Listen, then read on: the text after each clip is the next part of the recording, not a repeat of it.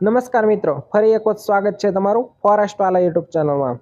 આપણે કન્ટિન્યુ ધોરણ 11ની સિરીઝ ચાલી રહી છે, તેની અંદર આપણે આજે જોવાના છે ચેપ્ટર નંબર 9, જેનું નામ છે તાપમાન। તો આના આગળ આપણે ચેપ્ટર 1 થી 8ના તમામ વિડીયો આપણે મૂકી દીધા છે। ન જોયા હોય તો વિડીયો જોયા બાદ તે બધા જ વિડીયો આપણે લઈશું। આ ચેપ્ટરો એટલે કે આ ચોપડી આપણા માટે ખૂબ જ ઉપયોગી છે, કારણ કે આવનારી તમામ સ્પર્ધાત્મક જે પરીક્ષા છે તેની અંદર આપણને ઉપયોગી થશે। તેથી વિડીયો અંત સુધી જોવાનું પણ ભૂલતા નહીં, અને વિડીયો જો ગમે તો લાઈક કરવાનું પણ ભૂલતા નહીં। તો ચાલો આજે આપણે કન્ટિન્યુ કરીએ આજનો ચેપ્ટર, જેનું નામ છે તાપમાન। તો તેની અંદર આપણે સૌ પ્રથમ પ્રશ્ન જોઈએ। તો પ્રથમ પ્રશ્ન આપણો છે કે સૂર્યના કિરણોમાંથી પૃથ્વીને ગરમી તથા પ્રકાશ બંને પ્રાપ્ત થાય છે। આ કિરણોને ખાલી જગ્યા કહે છે। સૂર્ય કિરણો, તાપમાન, સૂર્યઘાત કે સૂર્ય વિકિરણો?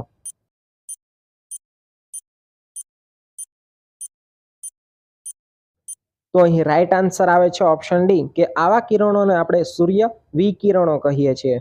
તો આવું ચોપડીની અંદર ક્યાં આપેલું છે તે આપણે બધું જ પ્રૂફ સાથે જોઈએ અને તેને આપણે સમજવાનો પ્રયત્ન કરીએ। તો અહીં આપણને ચોપડીનો ફોટો આપેલો છે, તેને આપણે જોઈએ અને તેને સમજીએ અને આપણો કન્સેપ્ટ ક્લિયર કરીએ। તો અહીં આપણને આપેલું છે કે સૂર્યના કિરણોમાંથી પૃથ્વીને ગરમી તથા પ્રકાશ બંને પ્રાપ્ત થાય છે। આ કિરણોને સૂર્ય વિકિરણો કહે છે। ખાસ યાદ રાખીશું કે સૂર્યના કિરણોમાંથી પૃથ્વીને ગરમી તથા પ્રકાશ બંને પ્રાપ્ત થાય છે। આવા કિરણોને સૂર્ય વિકિરણો કહે છે। ત્યારબાદ આપેલું છે કે સૂર્યની ઉષ્મા શક્તિ એના વિકિરણો દ્વારા પૃથ્વી પર આવે છે, તેથી તેને સૂર્ય વિકિરણો કે સૂર્ય ઉર્જા પણ કહે છે। તો આ બંને વ્યાખ્યાઓ આપણે જોઈ, સૂર્ય વિકિરણો અને સૂર્ય ઉર્જા પણ। તો આ બંને આપણે ખાસ યાદ રાખીશું અને આ જ રીતના આપણે સંપૂર્ણ ચેપ્ટર જોઈશું, એક એક ઝીણામાં ઝીણો પણ પ્રશ્ન કાઢી અને આપણે જોવાના જઈએ, જેનાથી આ ચેપ્ટરમાંથી આપણો એક પણ પ્રશ્ન ચૂકી ન જઈએ। તો ચાલો આવી જ રીતના આપણો બીજો પ્રશ્ન છે તે આપણી સ્ક્રીન પર આવી ગયો કે સૂર્ય પૃથ્વી કરતા કેટલા કરોડ કિલોમીટર દૂર છે? ઓપ્શન આપેલા છે 8, 10, 15 કે 20।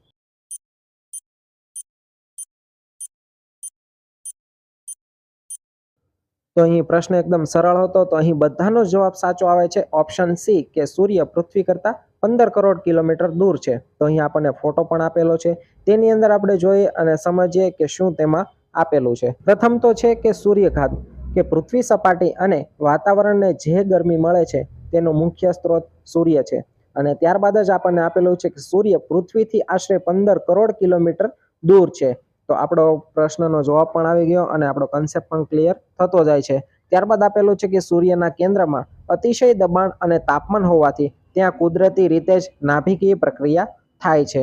તો આમાંથી આપણે યાદ રાખવાનું છે કે સૂર્ય પૃથ્વીથી આશરે 15 કરોડ કિલોમીટર દૂર આવેલો છે। તો આ કન્સેપ્ટ આપણો અહીં સંપૂર્ણ ક્લિયર થાય છે। તો આવી જ રીતના આપણો પછીનો પ્રશ્ન છે કે સૂર્યની સપાટીનું તાપમાન આશરે કેટલું છે? 6000 અંશ સેલ્સિયસ, 1.5 કરોડ અંશ સેલ્સિયસ, 8000 અંશ સેલ્સિયસ કે 9800 અંશ સેલ્સિયસ?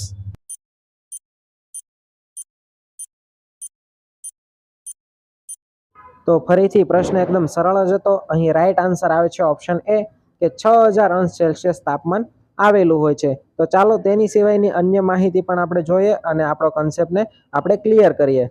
તો અહીં આપણને આપેલું છે સૂર્યની સપાટીનું તાપમાન આશરે 6000 અંશ સેલ્સિયસ જેટલું અને તેના કેન્દ્રના ભાગનું તાપમાન આશરે 1.5 કરોડ અંશ સેલ્સિયસ હોવાનું અનુમાન છે। તો ખાસ યાદ રાખીશું આપણે કે 6000 અંશ સેલ્સિયસ તાપમાન છે અને તેના કેન્દ્રના ભાગનું તાપમાન 1.5 કરોડ અંશ સેલ્સિયસ હોવાનું અનુમાન છે। ત્યારબાદ આપેલું છે કે સૂર્યમાંથી જે ગરમી બહાર ફેંકાય છે તે ગરમીનો 2 અબજમો ભાગ જ પૃથ્વી તરફ આવે છે। તો આ પણ ખાસ આપણે યાદ રાખીશું અને સાથે વિચારીશું કે સૂર્યમાંથી ફક્ત 2 અબજમો ભાગ જ આપણે પૃથ્વી પર પડે છે। 2 અબજમો ભાગ પડે છે તો આપણે એટલી ગરમી પડે છે, તો કદાચ 1 અબજમો ભાગ હોત તો પણ શું થાત તે પણ આપણે વિચારીશું। ચાલો તો આપણે કન્ટિન્યુ કરીએ અને આગળનો પ્રશ્ન આપણે જોઈએ। સૂર્યઘાતને ખાલી જગ્યા દ્વારા માપી શકાય છે। હાઇગ્રોમીટર, લેક્ટોમીટર, થર્મોમીટર કે પાયરેનોમીટર?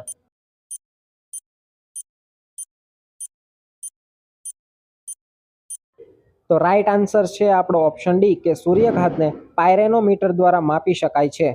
તો અહીં જીસીઆરટીમાં પણ આપણને અહીં ક્લિયર કરીને આપી દીધું છે કે પૃથ્વી સપાટી અને વાતાવરણને મળતી આ ગરમી કે ઉષ્મા શક્તિને સૂર્યઘાત કહે છે અને સૂર્યઘાતને પાયરેનોમીટર દ્વારા માપી શકાય છે અને તેને કેલેરી પ્રતિ મિનિટ પ્રતિ ચોરસ સેન્ટીમીટરમાં દર્શાવાય છે. તો અહીં આપણે પાયરેનોમીટર તો યાદ રાખવાનું છે, સાથે તેનો જે એકમ આપેલો છે તે પણ આપણે ખાસ યાદ રાખીશું ભૂલ્યા વગર. અને સાથે જ આપણને કન્સેપ્ટ ક્લિયર થાય, આપણને યાદ રહી જાય સરળતાથી, તે માટે આપણે તેનો ફોટો પણ મૂક્યો છે કે આપણને ઉપર આકૃતિમાં જે છે તે પાયરેનોમીટર આપણને જોવા મળે છે.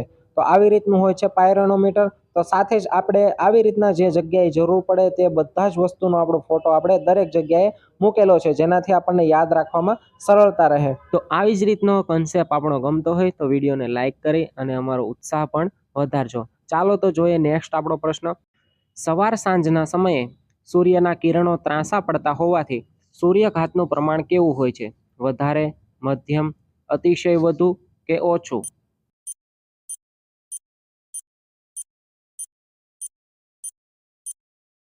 તો રાઈટ આન્સર આવે છે ઓપ્શન ડી કે આવા સમયે સૂર્યઘાતનું પ્રમાણ એકદમ ઓછું આપણને જોવા મળે છે. તો બપોર, સવાર, સાંજ બધાનું સૂર્યઘાતનું પ્રમાણ કેવી રીતનું હોય છે તે આપણને અહીં કન્સેપ્ટમાં આપેલું જ છે. તો તેમાં આપણે જોઈએ તો અહીં આપણને આપેલું છે કે પર્વતીય પ્રદેશોમાં તેના કેટલાક ઢોળાવો પર સૂર્યના કિરણો લંબરૂપે પડે છે, તો વિરુદ્ધ ઢોળાવ પર છાયા હોય છે. તેથી સૂર્યઘાતના વિતરણ પર પર્વતીય પ્રદેશના ઢોળાવ અસર કરે છે. અને દિવસ દરમિયાન બપોરે સૂર્યઘાતનું પ્રમાણ વધુ હોય છે અને સવાર સાંજ સમયે સૂર્યના કિરણો ત્રાંસા પડતા હોવાથી સૂર્યઘાતનું પ્રમાણ ઓછું હોય છે. તો આ વાત થઈ આપણી સૂર્યઘાતના પ્રમાણ વિશે, કે કયા સમયે કેટલું સૂર્યઘાતનું પ્રમાણ હોય છે. તો ચાલો આના પછીનો નેક્સ્ટ આપણો પ્રશ્ન એવો છે કે સૂર્યપ્રકાશની ખાલી જગ્યા સૂર્યઘાતના પ્રમાણ પર સીધી અસર કરે છે? તાપમાન, સમયગાળો, સપાટી કે આપેલ તમામ?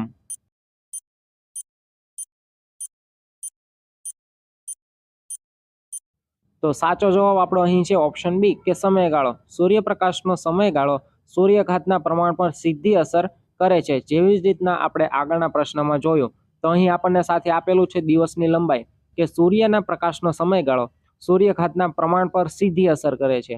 ત્યાં દિવસની લંબાઈ વધુ, ત્યાં સૂર્યઘાતનું પ્રમાણ પણ વધુ રહે છે. શિયાળા કરતાં ઉનાળામાં દિવસ લાંબો હોય છે, તેથી પૃથ્વી સપાટી પર ઉનાળાની ઋતુમાં સૂર્યઘાતનું પ્રમાણ વધુ હોય છે, જ્યારે શિયાળામાં સૂર્યઘાતનું પ્રમાણ એકદમ ઓછું હોય છે. ઉપર આપણને ફોટો દેખાય છે તેમાં જ આપણને આપેલું છે કે લંબ અને ત્રાંસા કિરણો. લંબ કિરણો વિષુવવૃત્ત ઉપર સીધા પડે છે અને ત્યાં સૂર્યઘાતનું પ્રમાણ પણ વધુ રહે છે, અને શિયાળા કરતાં ઉનાળામાં પણ દિવસ લાંબો હોય છે. જ્યારે ત્રાંસા કિરણો છે તેનો પ્રકાશ, તેનો સૂર્ય પર ઘાત જે છે તેનું પ્રમાણ ઓછું હોય છે, તેથી ત્યાં સૂર્યઘાતનું પ્રમાણ પણ ઓછું રહે છે અને આપણને ગરમીનો અનુભવ ઓછો થાય છે. આઈ હોપ કે તમને દિવસની લંબાઈ, સૂર્યઘાતનું પ્રમાણ વધુ, સૂર્યઘાતનું પ્રમાણ ઓછું અને ઉનાળો શિયાળો વિશે તમને સમજાઈ ગયું હશે. નેક્સ્ટ આપણો પ્રશ્ન છે, સૂર્યના કિરણો વાતાવરણમાંથી પસાર થતા હોય ત્યારે કેટલા ટકા જેટલો સૂર્યઘાત વાતાવરણમાં શોષાઈ જાય છે? 30 થી 40%, 40 થી 50%, 50 થી 60% કે 60 થી 70%?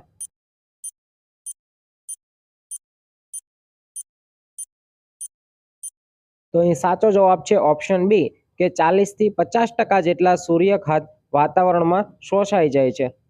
તો અહીં આપણને વાતાવરણની ઘનતા અને ઊંચાઈ પણ આપેલી છે. તેની અંદર લખેલું છે કે સૂર્યના કિરણો વાતાવરણમાંથી પસાર થઈ સીધા પૃથ્વી પર આવે છે. સૂર્યઘાતના આ કિરણો જ્યારે વાતાવરણમાંથી પસાર થતા હોય ત્યારે 40 થી 50% જેટલું સૂર્યઘાત વાતાવરણમાં શોષાય છે. તો આ પણ આપણે યાદ રાખવાનું છે કે સૂર્યમાંથી જે સૂર્યઘાત આવે છે તે વાતાવરણમાં કેટલા ટકા શોષાઈ જાય છે. કદાચ આ રીતના આપણને વિધાન સ્વરૂપે અલગ અલગ પૂછી શકે તો તેની અંદર આપણને સરળતા રહે. ત્યારબાદ આપેલું છે કે સૂર્યઘાતનું કેટલુંક પ્રમાણ પરાવર્તિત પણ થાય છે. પાતળા વાતાવરણમાં ઓછો સૂર્યઘાત શોષાય છે અને ગાઢ વાતાવરણમાં વધુ સૂર્યઘાત શોષાય છે. શું છે કે પાતળા વાતાવરણમાં ઓછો સૂર્યઘાત અને ગાઢ વાતાવરણ હોય છે તેમાં વધુ સૂર્યઘાત શોષાય છે. વિષુવવૃત્ત પર વાતાવરણ પાતળું હોવાથી ત્યાં વધુ સૂર્યઘાત મળે છે અને ધ્રુવો પર ગાઢ વાતાવરણ હોવાથી ઓછો સૂર્યઘાત મળે છે. તો અહીં આપણને એ પણ જાણવા મળ્યું કે ક્યાં ગાઢ હોય છે અને ક્યાં પાતળો હોય છે. વિષુવવૃત્ત ઉપર તડકો વધારે હોય છે એટલે અહીં પાતળો હોય છે, જ્યારે ધ્રુવો ઉપર ગાઢ વાતાવરણ આપણને જોવા મળે છે. તો આમ વિષુવવૃત્ત અને ધ્રુવોના સૂર્યઘાત પરથી આપણે જાણી શકીએ કે વિષુવવૃત્તથી ધ્રુવો તરફ જતા સૂર્યઘાતનું પ્રમાણ એકંદરે ઘટતું જોવા મળે છે. તો આમાં ઘણું બધું આપણને નવું પણ જાણવા મળ્યું હશે અને સાથે આપણે વાતાવરણની ઘનતા અને ઊંચાઈ વિશે પણ આપણે જાણ્યું. તો હાલની જ પેટર્ન પ્રમાણે ઝીણામાં ઝીણો પણ પ્રશ્ન કાઢી અને આપણે મૂક્યો છે. વિધાન સ્વરૂપે નથી, પરંતુ આપણને વિધાન સ્વરૂપે આપણને કામ લાગી શકે એવો નાનામાં નાનો પણ પ્રશ્ન કાઢી અને તમારી સમક્ષ મૂક્યો છે, જેથી તમને એકદમ સરળતા રહે. જો આવો જ કન્સેપ્ટ તમને ગમતો હોય, અમારા વિડીયો તમને ગમતા હોય, તો વિડીયોને લાઇક કરી અને તમારા મિત્રોને પણ શેર કરી દેજો. ચાલો તો આપણો નેક્સ્ટ પ્રશ્ન જોઈએ અને આપણો વિડીયો કન્ટિન્યુ કરીએ કે સૂર્યના ત્રાંસા કિરણો વાતાવરણના ખાલી જગ્યા વિસ્તારમાંથી પસાર થાય છે. ઓછા, વધારે, મધ્યમ કે આપેલ તમામ?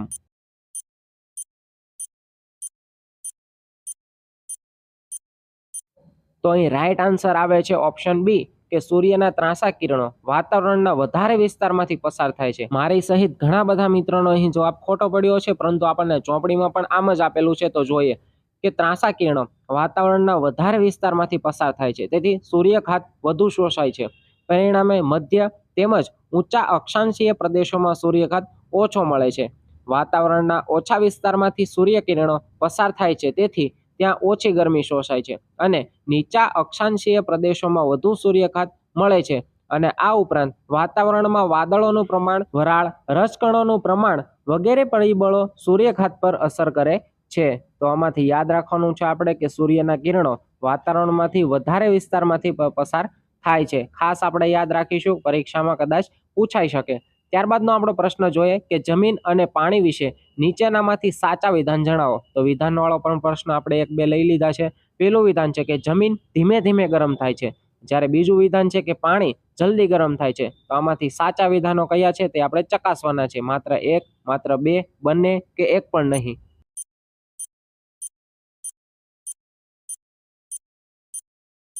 તો અહીં રાઈટ આન્સર આવે છે ઓપ્શન ડી કે એક પણ નહીં. એક પણ વિધાન સાચા નથી, કારણ કે બંનેના જવાબ આપણે ઊંધા મૂકેલા છે. તો અહીં આપણને કન્સેપ્ટ ચોપડીનો પણ આપેલો છે. તેની અંદર આપણે જોઈએ ચોથું કે જમીન અને પાણી. તેમાં આપણને આપેલું છે કે પૃથ્વીની સપાટી જમીન વિસ્તારો અને જળ વિસ્તારોની બનેલી છે.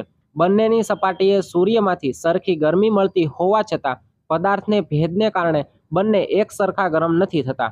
પાણી પ્રવાહી હોવાથી એને મળતી સૂર્યની ગરમી પ્રવાહો, મોજા, ભરતી ઓટ વગેરે દ્વારા મોટા જથ્થામાં ફેરવાય છે.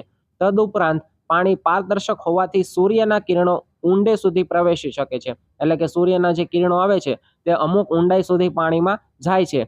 ત્યારબાદ જોઈએ કે જળ સપાટી પ્રમાણમાં ચળકાટવાળી હોવાથી સૂર્યના કેટલાક કિરણો પરાવર્તન પણ પામે છે. એટલે કે સૂર્યની પાણીની જે સપાટી છે તે સૂર્યના કિરણો આવે તો તેને પરાવર્તન પણ કરી શકે છે, કારણ કે તેની સપાટી જે છે તે ચળકાટવાળી હોય છે. પરિણામે પાણી ધીમે ધીમે ગરમ થાય છે. તો અહીં આપણને આપી દીધું છે કે પાણી ધીમે ધીમે ગરમ થાય છે. જ્યારે જમીન ઘન પદાર્થ હોવાથી સૂર્યની મળતી ગરમી સમગ્ર સપાટી ઉપર વહેંચાઈ જતી નથી. જમીન અપારદર્શક હોવાથી સૂર્યની ગરમી સપાટીને પૂરેપૂરી મળે છે, તેથી જમીન ઝડપથી ગરમ થાય છે. આમ જમીન અને પાણીની ગરમી ગ્રહણ કરવાની શક્તિ જુદી જુદી છે. પૃથ્વી સપાટી ઉપર જમીન અને પાણીના વિસ્તારો અસમાન રીતે વહેંચાયેલા હોવાથી સૂર્યઘાતના વિતરણમાં ઘણી વિવિધતા પણ આપણને જોવા મળે છે. તો આ જમીન અને પાણી વિશેનું જે ભેદ હતો તે આપણને અહીં સમજાઈ ગયો છે અને આપણો કન્સેપ્ટ પણ ક્લિયર થઈ ગયો છે. અને આ સિરીઝ ચાલુ કરી અને આ જે જોતા હશે તેના માટે મોટું બેનિફિટ એ જ છે કે આપણને વધારે કદાચ નહીં આવડે, પરંતુ આપણને જેટલું આવડશું જેટલું આપણે શીખ્યા હશું તેમાંથી આપણો કન્સેપ્ટ ક્લિયર થઈ ગયો છે કે પછી તેમાંથી આડાવળો ઊંધો કરી ગમે તેવો પ્રશ્ન પૂછે તો આપણને તેનો સચોટ જવાબ આપી શકીએ. ચાલો, આ કન્સેપ્ટ તો આપણો એકદમ સંપૂર્ણ સરસ રીતે ક્લિયર થઈ ગયો. ત્યારબાદનો આપણો પ્રશ્ન જોઈએ કે સૂર્યની સપાટી પર કાળા ધાબા જોવા મળે છે, તેને શું કહે છે? સૂર્યકલંકો, સૂર્યઘાત, સૂર્યકિરણ કે એક પણ નહીં? તો આટલો તો તમારા પર વિશ્વાસ છે કે આ તો તમને એમનેમ આવડતો હશે. તો આનો રાઈટ આન્સર આવે છે ઓપ્શન એ કે તેને આપણે સૂર્યકલંકો તરીકે ઓળખીએ છીએ. એકદમ સરળ પ્રશ્ન છે, છતાં તેનું આપણે ક્લિયરિફિકેશન જોઈ લઈએ. તો અહીં આપણને આપેલું છે સૂર્યકલંકો. તો તેમાં આપણે જોઈએ કે સૂર્યની સપાટી પર કાળા ધાબા જોવા મળે છે. ઉદાહરણ તરીકે આપણને ઉપર ફોટો આપેલો છે તેની અંદર આપણને બ્લેક કલરના જે ડાઘ જોવા મળે છે તેને જ આપણે સૂર્યકલંકો તરીકે ઓળખીએ છીએ. સૂર્યમાં જે સમયે સૂર્યકલંકોનું પ્રમાણ વધારે હોય ત્યારે પૃથ્વી પર સૂર્યઘાત વધારે પ્રાપ્ત થાય છે, અને સૂર્યકલંકોનું પ્રમાણ ઓછું હોય ત્યારે સૂર્યઘાત ઓછી માત્રામાં પ્રાપ્ત થાય છે. તો સાથે આપણને તે પણ જાણવા મળ્યું કે જેમ સૂર્યકલંકોનું પ્રમાણ વધારે તેમ સૂર્યઘાત વધારે, અને સૂર્યકલંકોનું પ્રમાણ ઓછું તેમ સૂર્યઘાત ઓછો પ્રાપ્ત થાય છે. તો આ સાથે આપણને નવું ઘણું બધું પણ જાણવા મળ્યું છે. ચાલો દોસ્તો, તો હજી આપણે તાપમાન વિશે વધારે જાણવાનો પ્રયત્ન કરીએ. તો પ્રશ્ન આપણો છે અહીં કે સૂર્યઘાત પરાવર્તન પામી અવકાશમાં પરત ફરે છે. આ પરાવર્તિત સૂર્યઘાતના જથ્થાને પૃથ્વીનો ખાલી જગ્યા કહે છે. એટલે કે પરાવર્તન ગુણાંક, આલ્બેડો, પરાવર્તિત વાદળ કે એ બી બંને.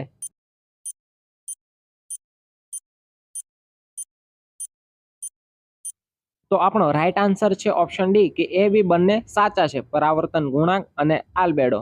તો આપણને ચોપડીમાં પણ આપેલું છે તેમાં આપણે નજર ફેરવીએ તો પૃથ્વીનું ઉષ્મા સંતુલન આપેલું છે. તેમાં આપણે જોઈએ કે વાતાવરણની ઉપરની સપાટીએ પહોંચતા સૂર્યની જે ગરમી મળે છે તેમાંથી આશરે 18% જેટલો સૂર્યઘાત વાતાવરણ સીધો જ શોષી લે છે. તો આ પણ આપણે યાદ રાખવાનું છે કે વાતાવરણ જે છે તે સીધો જ સૂર્યઘાત કેટલો શોષી લે છે, તો કે 18%. ત્યારબાદ છે બાકીનામાંથી આશરે 47% સૂર્યઘાત પૃથ્વીની સપાટીને મળે છે અને આશરે 35% જેટલો સૂર્યઘાત શોષાયા વિના વાદળો, રસકણો, પૃથ્વીના હિમાચ્છાદિત પ્રદેશો, જળરાશિ ક્ષેત્રો સાથે અથડાઈને પરાવર્તન પામી અવકાશમાં પરત ફરે છે. આ પરાવર્તિત સૂર્યઘાતના જથ્થાને પૃથ્વીનો પરાવર્તન ગુણાંક અથવા તો આલ્બેડો કહે છે. તો આ બધા ટકાવારી જે છે તેનું પ્રમાણ પણ આપણે સાથે યાદ રાખવાનું છે. જોઈએ પછીનો આપણો પ્રશ્ન છે કે વાતાવરણના ક્ષોભાવરણમાં પૃથ્વી સપાટીથી ઊંચાઈ તરફ જતા હવાના તાપમાનમાં શું ફેરફાર થાય છે? તાપમાન વધે છે, તાપમાન ઘટે છે, તાપમાન સ્થિર રહે છે કે તાપમાન અતિશય વધી જાય છે?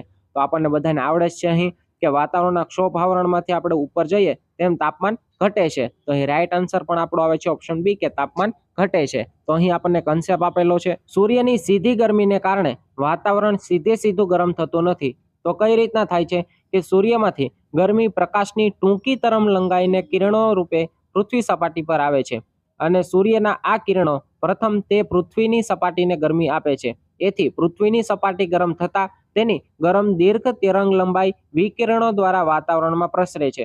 એનાથી સૌપ્રથમ પૃથ્વી સપાટીની નજીકનું વાતાવરણ ગરમ થાય છે, પછી ધીમે ધીમે વાતાવરણમાં ઉપર તરફ પ્રસરે છે અને આ કારણથી વાતાવરણના ક્ષોભાવરણમાં પૃથ્વી સપાટીથી ઉપર એટલે કે ઊંચે તરફ જતા હવાનું તાપમાન ઘટે છે. તો આપણો અહીં આન્સર તો આવી જ ગયો છે. સાથે યાદ રાખવાનું છે કે સૂર્યમાંથી ગરમી પ્રકાશના ટૂંકી તરંગ લંબાઈના કિરણો રૂપે પૃથ્વી સપાટી પર આવે છે, એટલે કે ટૂંકી તરંગ લંબાઈના સ્વરૂપે પૃથ્વી પર આવે છે.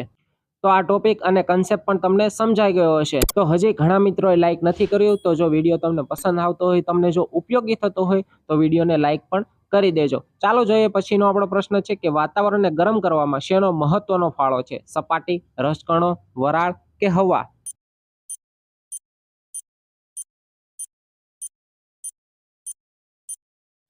તો અહીં સાચો જવાબ આપણો આવે છે ઓપ્શન સી કે વાતાવરણને ગરમ કરવામાં વરાળનો એક મહત્વનો ફાળો રહેલો છે. સાથે આપણને જીસીઆરટીમાં આપેલું છે કે પ્રથમ જ છે કે વાતાવરણને ગરમ કરવામાં વરાળનો પણ મહત્વનો ફાળો છે.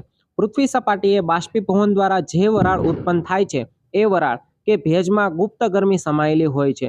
એટલે કે વરાળ અને ભેજ જે છે તેની અંદર ગુપ્ત ગરમી પણ સમાયેલી હોય છે અને આ ભેજનું ઘનીભવન થતાં તેમાં રહેલી ગુપ્ત ગરમી છૂટી પડે છે, જે વાતાવરણને ગરમ કરે છે અને વિવિધ પ્રક્રિયાઓ દ્વારા સૂર્યમાંથી ગરમીનો જે જથ્થો પૃથ્વી સપાટી અને વાતાવરણ ગ્રહણ કરે છે તેનો ઉપયોગ જુદી જુદી પ્રક્રિયાઓ માટે થયા પછી બાકીની ગરમી અંતરિક્ષમાં પરત જાય છે. આમ પૃથ્વી પર ગરમીની સમતુલા જળવાઈ રહે છે.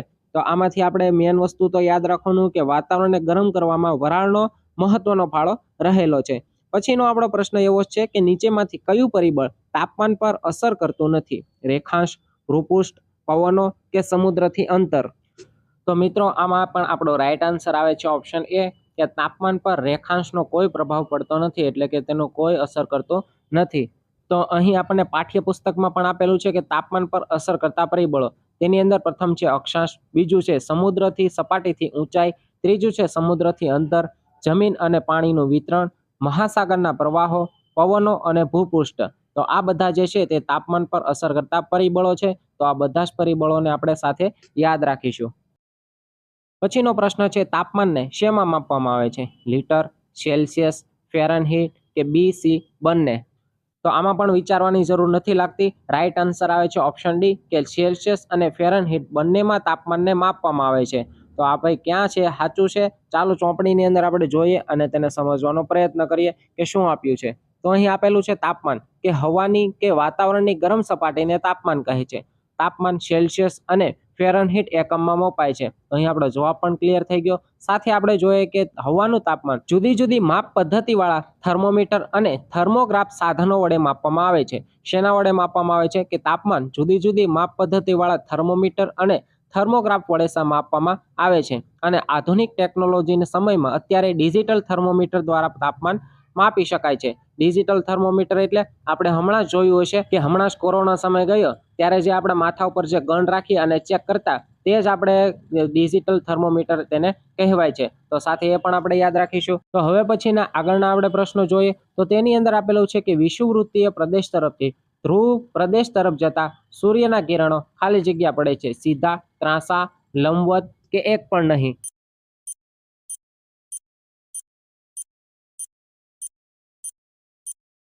તો અહીં બધાનો જવાબ એકદમ રાઈટ આવે છે. ઓપ્શન બી કે ત્રાંસા કિરણો ત્યાં પડે છે. તો તાપમાન પર અસર કરતા પરિબળોમાં આપણે પ્રથમ અક્ષાંશ વિશે જોઈએ. તેની અંદર આપેલું છે કે વિષુવવૃત્તીય પ્રદેશોમાં સૂર્યના કિરણો કાયમ લંબવત પડે છે. તેથી અહીં 12 માસ તાપમાન ઊંચું રહે છે. જ્યારે વિષુવવૃત્તીય પ્રદેશ તરફથી ધ્રુવ પ્રદેશ તરફ જતા સૂર્યના કિરણો ત્રાંસા પડે છે. આપણે આગળ જ જોયું હતું તે રીતના.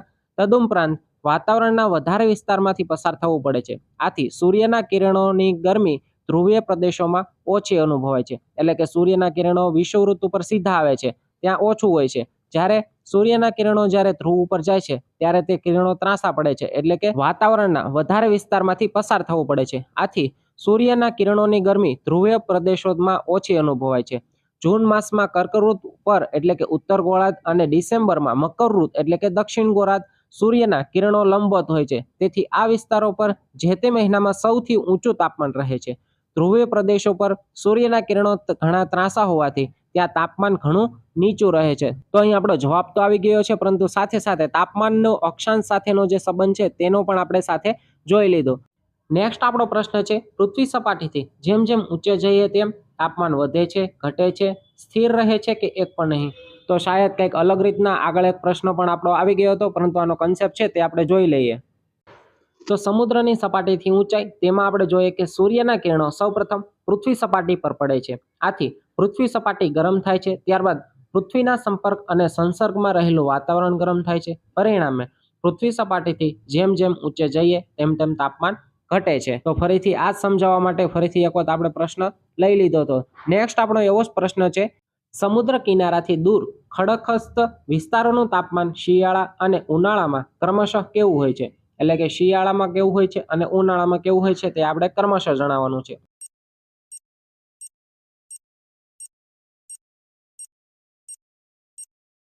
તો ફરીથી આપણો એક સમજદારી વાળો એટલે કે કન્સેપ્ટ વાળો પ્રશ્ન હતો. તો આમાં રાઈટ આન્સર આવે છે ઓપ્શન બી કે શિયાળામાં નીચું રહે છે જ્યારે ઉનાળામાં ઊંચું તાપમાન રહે છે. તો આ એક સામાન્ય વાત થઈ. તો તેની અંદર આપણે જોઈએ કે સમુદ્રથી અંતર તેની અંદર આપણને આપેલું છે કે જમીન પાણી કરતાં ઝડપથી ગરમ થાય છે. તો આગળ આપણે પ્રશ્ન જોયો હતો તેવો પ્રશ્ન પણ આપણો આવી ગયો છે. અને ઝડપથી ઠંડી પડે છે. જમીન પાણી કરતાં ઝડપથી ગરમ થાય છે તેવી જ રીતના ઝડપથી ઠંડી પણ પડે છે. તેથી સમુદ્ર કિનારાના વિસ્તારોનું ઉનાળાનું તાપમાન નીચું અને શિયાળાનું તાપમાન સૌમ્ય રહે છે.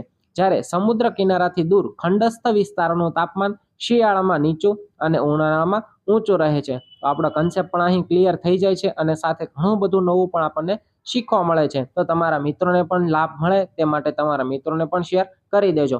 નેક્સ્ટ આપણો પ્રશ્ન છે કે તાપમાનના ઘટાડાના દરને શું કહે છે? ઉષ્ણતા નયન, ઉષ્ણતા ગમન, ઉષ્ણતા વહન કે લેપ્સ રેટ?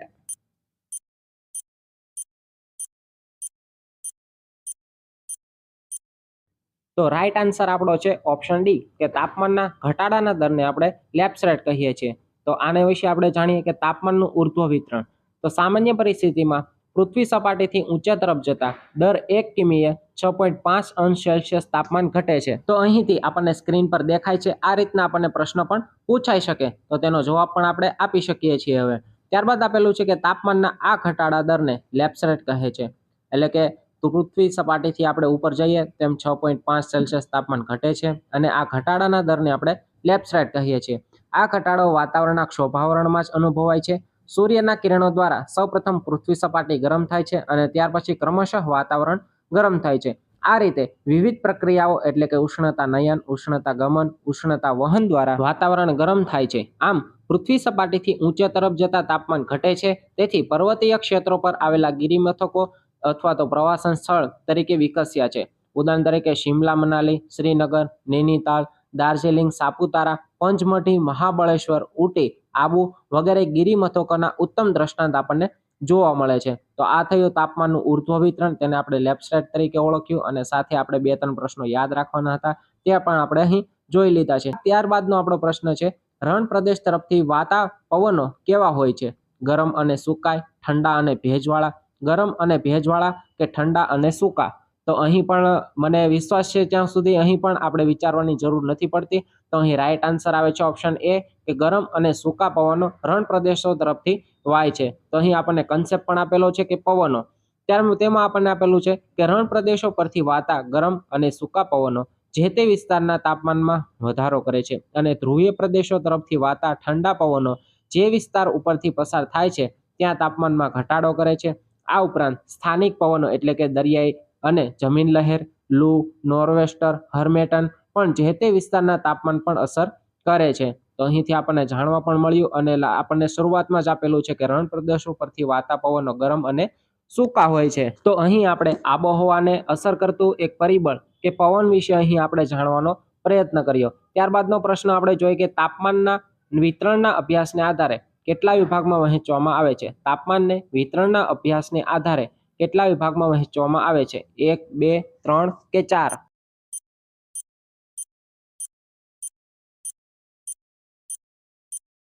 તો અહીં રાઈટ આન્સર આવે છે ઓપ્શન બી કે 2 વિભાગમાં વહેંચવામાં આવે છે. કયા કયા છે? તો અહીં આપણને આપેલું છે કે તાપમાનનું વિતરણ, તેની અંદર આપણે જોઈએ કે પૃથ્વી સપાટી પર મહાસાગરો અને ભૂમિખંડો આવેલા છે.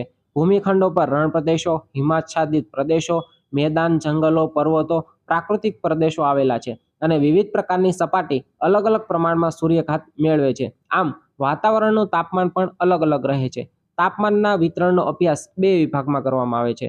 તો કયા કયા છે? તો પ્રથમ છે કે તાપમાનનું ક્ષૈતિજ વિતરણ અને બીજું છે તાપમાનનું ઉર્ધ્વ વિતરણ. તો અહીં આપણે બંને પ્રકારો વિશે પણ આપણે જાણ્યું. તો હવે અમુક પ્રશ્નો બાકી છે તેના વિશે આપણે જોઈએ કે કેટલાક સંજોગોમાં તાપમાન ઉપર જતા ઘટવાને બદલે વધે છે, તેને શું કહે છે?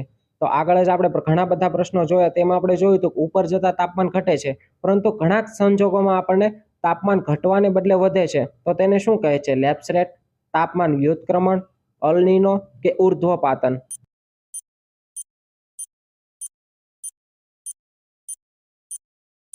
તો આપણો સાચો જવાબ છે ઓપ્શન બી કે આવા સંજોગોને આપણે તાપમાન વ્યુત્ક્રમણ કહે છે. કઈ રીતના અને ક્યાં આપેલું છે તે આપણે ચોપડીની અંદર નો જોઈએ.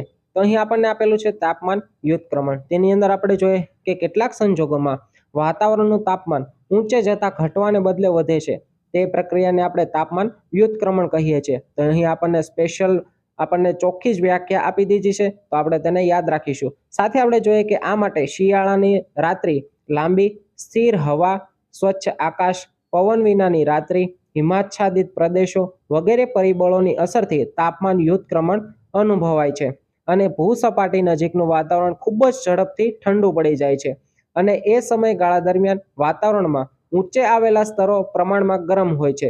આવી પરિસ્થિતિને વ્યુત્ક્રમણ તાપમાન કહે છે.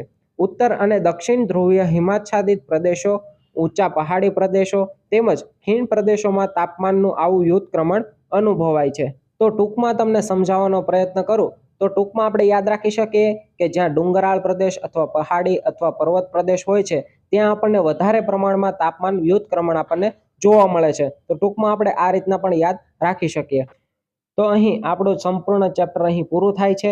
આમાંથી એક એક પ્રશ્ન આપણે કાઢી અને આપણે લઈ લીધેલો છે, પરંતુ સાથે સ્વાધ્યાયના પ્રશ્નો પણ આપણે જોઈ લઈએ. સ્વાધ્યાયના પ્રશ્નો પણ આપણે સાથે લઈ જ લીધા છે, પરંતુ આપણે તેનો ફોટો જે છે તેમાંથી આપણે સ્પીડમાં એક નજર મારી લઈએ. તો પ્રથમ આપણો પ્રશ્ન છે કે સૂર્યઘાત માપવા માટે કયા સાધનનો ઉપયોગ થાય છે? તો આપણે આગળ જોયું તે અનુસાર ઓપ્શન સી કે પાયરેનોમીટર. ત્યારબાદ બીજો છે કે સૂર્યની સપાટીનું તાપમાન આશરે કેટલા અંશ સેલ્સિયસ અનુમાનવામાં આવે છે? તો આનો રાઈટ આન્સર આવે છે ઓપ્શન બી કે 6000 અંશ સેલ્સિયસ. ત્યારબાદ આપણો પ્રશ્ન છે કે નીચેનામાંથી કયું પરિબળ તાપમાન પર અસર કરતું નથી? તો રાઈટ આન્સર છે રેખાંશ, આપણે હમણાં જ આગળ જોયું. અને છેલ્લો પ્રશ્ન કે નીચેનામાંથી કયું પરિબળ સૂર્યઘાતના વિતરણ પર અસર કરતું નથી?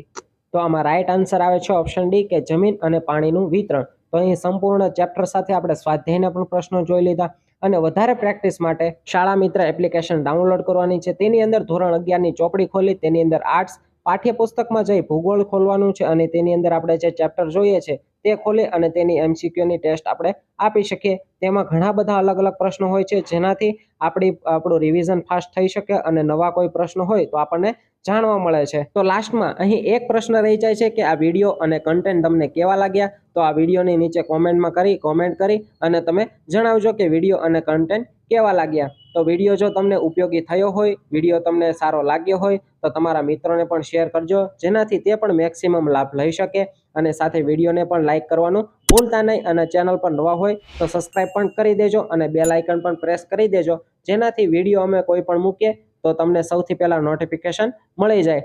તો ફોરેસ્ટ કોન્સ્ટેબલ, પોલીસ અને તલાટીની તૈયારી કરતા તમારા મિત્રોને શેર કરી દેજો. તૈયારી કરતા રહો અને જલ્દીથી એક સરસ મજાના એક ટોપિક સાથે મળીએ. ત્યાં સુધી બધા જ મિત્રોને જય હિન્દ, જય ભારત.